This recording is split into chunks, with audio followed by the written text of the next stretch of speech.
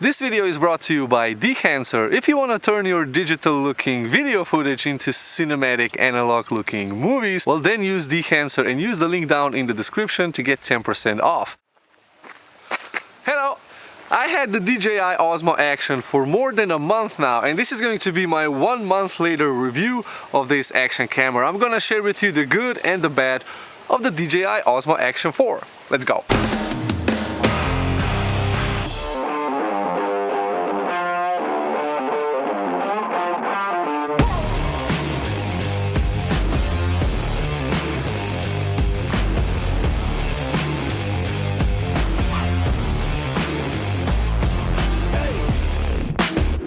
Now, one good thing about the Osmo Action 4 and pretty much every other action camera is the stabilization. I mean, you can see I'm walking with the camera and it's pretty solid all the way. This is 4K shot at 25 frames per second and I'm using D-Log-M, the DJI Osmo Action Zone log picture profile, which actually looks like this, and it offers a lot of dynamic range. So I find this camera to be very useful just because of that. And with a little bit of trickery, you can actually make the background blurry, but that's all done in post-production. I have a video which talks just about this. You can find it over here, or even better, wait for the end of this video and I will leave a link to that one. Now, personally, I think that this is the first action camera that actually has proper 4K video resolution. Now, I'm not a GoPro fan, and you know that the action camera community divides themselves into GoPro on one hand and DJI Osmo Action on the other hand. And well, there's the third party of people who enjoy their 360 cameras, and I was one of them. I did not like the video quality, but this definitely just miles better than what that was. So I'm really enjoying the high video quality that's coming out of this camera, even after a month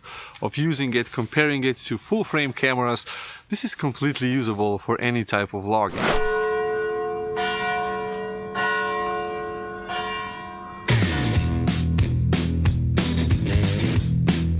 Now, one of the main selling points of this camera was a larger sensor with less megapixels, therefore a better low light quality performance. And here where I am right now, it's pretty low light quality, but if you want to push it into the extreme, well, take a look at this.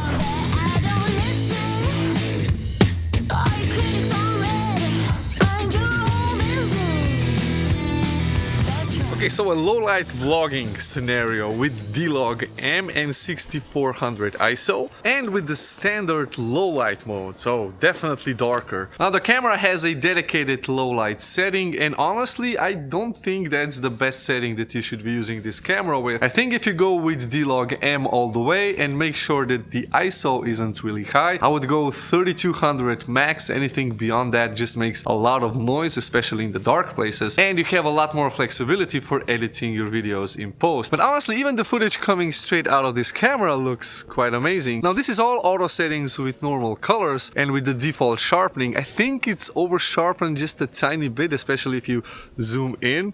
But if you use the D-Log-M, then the sharpness in the noise is low anyway, because the sharpness setting only works for the standard colors. Now, to be completely honest, there's not a lot of bad things that this camera has. The only thing that I really find an issue is the codec. DJI uses a really weird codec that is taxing on your computer, and that goes for their drones, for their action cameras, and when you combine that with a 10-bit video footage, well, then it's going to slow things down, so you will need a more beefier computer to work with this footage, especially if you're shooting 4K and at 10-bit. You know, but that's pretty much the only thing that I find bad with this camera. Everything else is just, well, amazing. Like these horses over here. Now, whenever we talk about action cameras, we have to talk about the battery life, and on the Osmo Action 4, it's like over 2 hours. I mean, I can vouch for 2 hours 15 minutes, but in theory you could go to 2.5 hours, and that's, well, pretty much everything that you need. If you want to use the camera for vlogging, for your travels, you don't really need an extra battery, and it's a fast charge battery, which means that in 15 minutes you will charge it up to 80%, and then it takes less than an hour to charge it all the way full. So extra batteries are really not needed with the Osmo Action 4, and that's a really big benefit.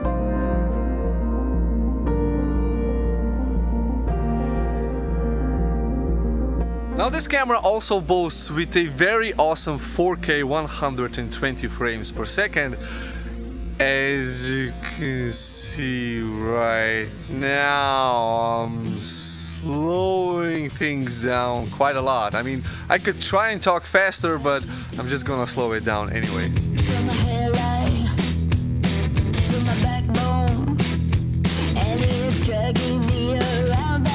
Now on the original Osmo Action, the slow motion wasn't really good. I mean, it worked, but the resolution was really bad. Here, I think the quality is pretty much solid and it's definitely usable for any sort of action shot. My support camera crew. Now, as I mentioned before in my other videos, I use this camera exclusively with auto settings. I use the D-Log M, but the exposure is set to auto, and I think that this camera actually does a really good job of exposing for its own D-Log M. Because if you're not familiar with how log picture profiles work, then wait until the end of this video. I will leave a link to a video where I explain everything about D-Log M and how logarithmic picture profiles work and why exposing them correctly is very important.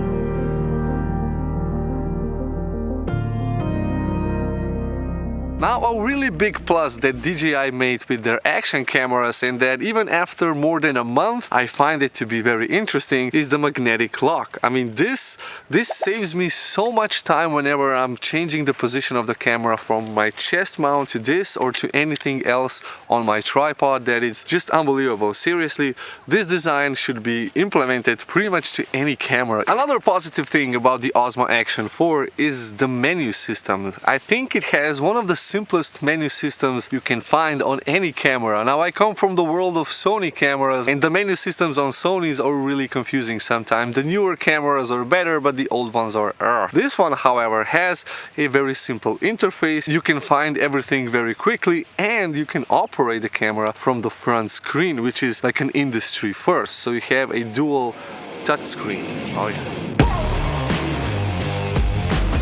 You know, there's like nothing better than coming out on a foggy, cold November day with your action camera and your kid and look at some ducks who are moving really slow. I think it's because of the cold, but yeah, oh, beautiful. And the leaves have gotten colored, which is nice.